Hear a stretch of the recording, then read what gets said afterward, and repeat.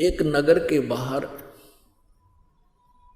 आश्रम था। पुण्यात्माओं, परमात्मा कहते हैं गोता मारूं स्वर्ग में, जा बैठूं पाताले, कह कबीर ढूंढता फिरूं अपने हीरे मोती लाल। तो परमात्मा की 3 प्रकार की से शरीर स्थिति है। जैसे ऋग्वेद मंडल नंबर 9 सूक्त नंबर 1 के मंत्र नंबर 8 और 9 में कहा कि वो परमात्मा सबके पापों का हरण करने वाला और तेजो में शरीर को प्राप्त होता है। उसका बहुत सुंदर शरीर है और उस परमेश्वर की 3 स्थिति हैं शरीर की। एक तो सतलोक में है वो परमात्मा, वह स्थिर है, वो वहाँ स्थायी तौर पे वहाँ रहते हैं। तो वहाँ उनका शरीर एक रोमकूप में करोड़ सूर्य करोड़ चंद्रमा मिला दे इतनी रोशनी सतपुरुष की सतलोक में है। इतनी शोभा है उस परमेश्वर की। और मनुष्य दृश्य है वो परमात्मा।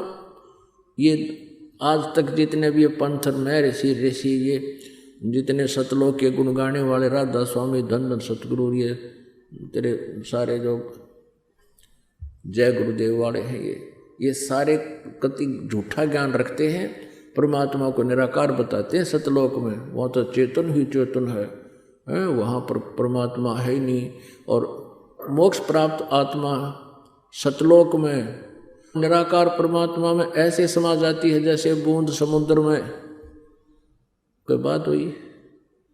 अब किसी को कोई कहे कि चलो समुद्र में डूब कर मरांगे, होगा कोई तैयार?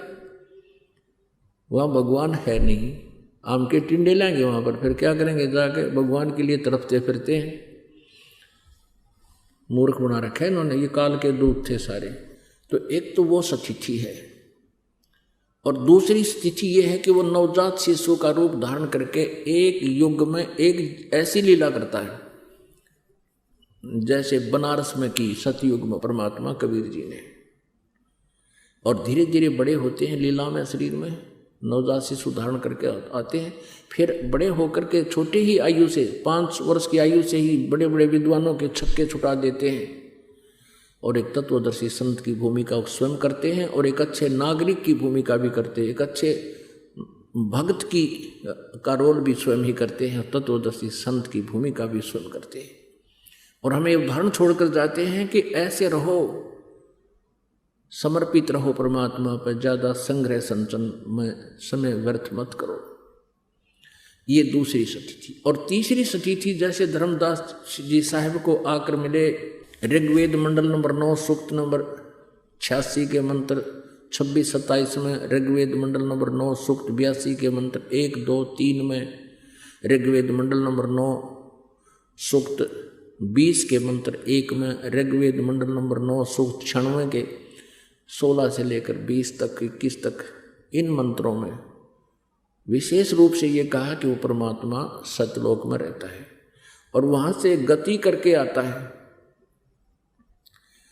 और अच्छी आत्माओं को मिलता है,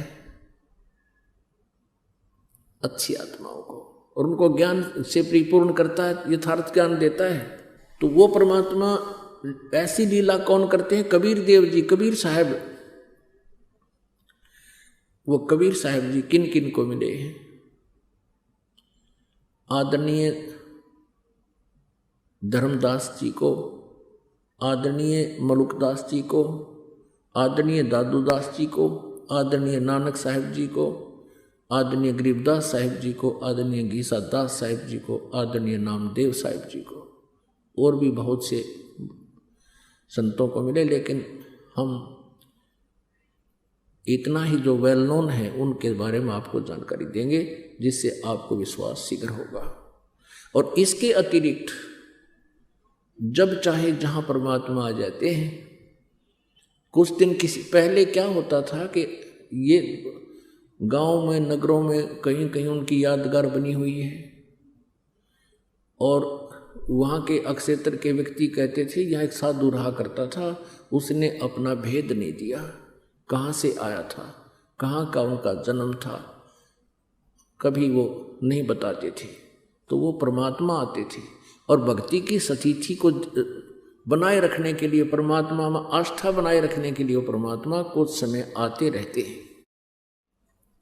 कुछ में कहीं रह जाते हैं, कुछ में कहीं रह जाते हैं। उस क्षेत्र में फिर भक्ति पनप जाती है, मान की आस्था बनी रहती है। और ये भगवान जो ब्रह्म है, ये काल ये चाहता है कि ये जीव नास्तिक हो जाए, इनको ऐसी साधना दी जाए जो साधना करते करते थक जाए, इन पर आपत्तियाँ आती रहें, ये नास्तिक हो जाए, भगवान को भूल जाए। वर्तमान में ये सभी पंथ जो राधा स्वामी पंथ, धन धन सतगुरु, सच्चा सौदा, डेरा सिरसा वाला, जगमाल वाली आला, एक युवा गंगुआ में लठगाड़ रखा 600 मस्ताना, एक यू जय गुरुदेव, एक दिल्ली में कृपाल आश्रम, और ये हंसा देश वाले सतपाल जी, और ये जिसने बाल योगेश्वर कहे, ये सारे काल के दूत हैं, इनके पास भक्ति नहीं। और इनकी ऐसी दुर्गति हो रही है, इनके अनुयायियों की भी। और फिर ये क्या कहते हैं, भाई कर्म का दंड तो भोगना ही पड़ेगा। ये क्या कहते हैं कि जो प्रारब्ध में कर्म लिखा है वो तो भोगना ही पड़ेगा, इससे भगवान का कोई लेना देना नहीं। आप भक्ति करते रहो, आपका आगे सुख हो जाएगा अगले जीवन में। अब पुण्यात्माओं, दुख होता है पाप तय और सुख होता है पुण्य से। आप जी के ऊपर जो आपदा आई है, आपत्ति आई है, वो आपके पाप कर्म से आई है।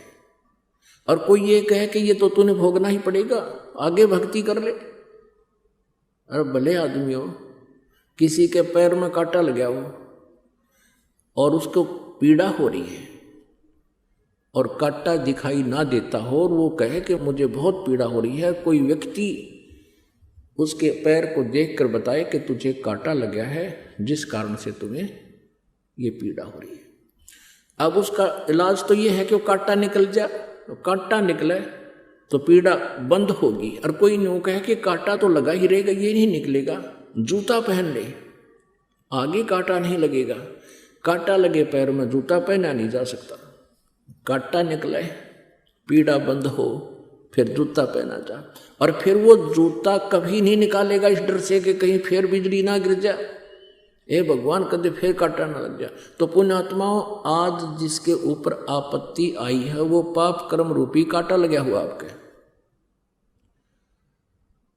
और ये कांटा निकाला जाएगा पहले आपका, और फिर आपको मर्यादा बताई जाएंगी कि ये मर्यादा नहीं तोड़ना, बीड़ी शराब मांस तम्बाकू रिश्वतखोरी चोरी जारी नहीं करना, और उपासना नहीं करना, ये मर्यादा है। और ये राम नाम का जाप साधना करना, ये फिर जूता दिया जाएगा आपको। और वो दुखी आत्मा जिसको ये सुख होगा, फिर ये राम नाम के जूते ने कभी नहीं निकालेगा इस डर से, ये भगवान कहीं फिर वो कष्ट आपत्ति ना आ जाए। तो इस प्रकार तब ये भक्ति सफल होगी। अब जिन पुण्यात्माओं को ऐसा ऐसा सुख हुआ, मेरे पास इतनी चिट्ठी हो जाती है प्रत्येक सत्संग में, और फिर जब फुर्सत मिलती है पढ़ता हूँ, मेरी आंखों में आंसू आ जाती हैं। ऐसे ऐसे दुख थे इन प्राणियों पर, आज परमात्मा ने ऐसे सुखी कर दिए वो कुछ ही दिनों में। हे परमात्मा, हे दयालु, आपके बच्चे आपको ढूंढ रहे थे, लेकिन आपने आप ही आकर हमें ये बताया कि मैं कौन हूँ और कहाँ हूँ। हम अभी तक भटक रहे थे। अब फिर उन पुण्यात्माओं को जो कष्ट में थे आज सुख मिल गया। अब उनको जो मर्यादा बता दी गई वो मर्यादा नहीं तोड़ते। उनको जरा सा भी किसी कारण से, जैसे एक बहन मेहंदी ला के आएगी और हमने उसको कहा भी ये नहीं लानी चाहिए थी, जो बोले जी दोनों कान पकड़ लिए, पता नहीं था मुझे, आगे नहीं लगाऊंगी, बिल्कुल नहीं लगाई। फिर बोल कभी तो किस लिए लगाएंगे, ये ड्रामाबाजी किस लिए कर रहे हैं परमात्मा। जैसे नानक साहब जी कहते हैं, ना जाने काल की कर डारे किस विध डल जा पासावे, और जिनाते सरते मौत खुड़क दी उन्होंने केड़ा हासावे। अब छोटे छोटे पुण्यात्मा बच्चे भी ये कहते हैं जी मेरा नाम ठीक है, मेरा नाम खंड तो नहीं होगा। और एक कहता है जी इसने फिल्म देख ली, एक दिन टीवी देख रहा था, इसका नाम खंड हो गया। तो वो कहता है जी फिर कभी नहीं देखूंगा मैं। दूसरा बच्चा कहता है फिर नहीं देखूंगा, और ऐसा ही दृढ़ हो जाता। अब बच्चों को जिस रंग में अब रंग देंगे सदा वो उसी रंग में रंगे रहेंगे। अब हमने किस रंग में रंग दिए, ये फिल्मी गाने देखे हैं ढीसों ढीसों, और फिर फिल्मी गाने गावे, और कमरे में अकेले होते ही बाण भाई नाचे नहरे नहरे, ये बकवास वर्दी कालना हमारे अंदर, और वो सब अड़ंगा हटा करके ये एक सुचारू जीवन इस पुण्यात्मा को यहाँ दिया जाता है, जीने के लिए कहा जाता है। तो इस प्रकार पुण्यात्माओं एक नया समाज होगा, एक ऋषि समाज बनेगा। अब ये सभी भगवान से डरने वाले हो जाएंगे। आप चोरी करके, रिश्वत ले करके आप धनी बनना चाहते हो, सपने में भी नहीं बन सकते। ये सत्कर मान लेना, और वो पाप रह जाएंगे अलग। जैसे एक व्यक्ति बता रहा था, अपने आत्मा में सत्संग को सुनकर जागृति आती है, आत्मा तड़प उठती है और एकदम सतर्क होती है कि सचमुच हम गलत कर रहे थे। अब जैसा ही परमात्मा का ज्ञान है, इसको सुनकर आत्मा एकदम सचेत हो जाती है। उसको अपने किए हुए कर्मों पर सोचना पड़ता है। अब सत्संग में बताया जाता है कि जो तुम्हारे भाग्य में है वही मिलेगा।